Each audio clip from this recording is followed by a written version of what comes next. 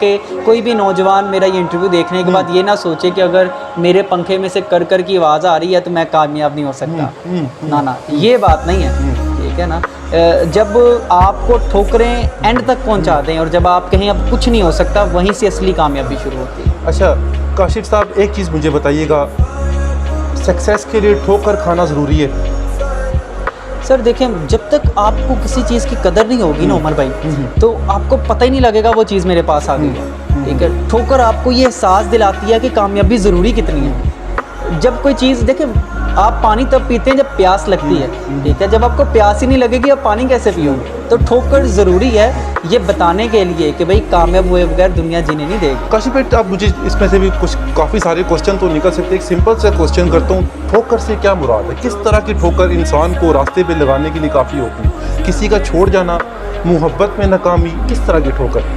دیکھیں, میں تو سمجھتا ہوں کہ سب سے بڑی ٹھوکر یہ ہوتی ہے کہ انسان کو یہ احساس ہو جائے. سب سے بڑی ٹھوکر یہ ہوتی ہے کہ انسان کو اس بات کا احساس ہو جائے کہ بھائی میرا دنیا میں آنے کا مقصد کیا ہے. یہ ایک ٹھوکر ہوتی ہے نا, جب آپ کو ٹھوکر لگتی ہے تو آپ کو ہوش آتا ہے یار کہ میں نے تو کسی انسان کی زندگی بدل کے جانا تھا.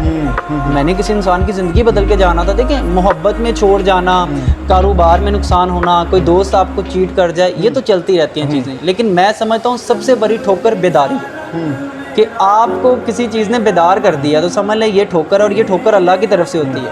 کئی بندوں کی زندگیاں گزر جاتی ہیں لیکن وہ اپنی جو منزل مقصود ہے اس تک نہیں پہنچ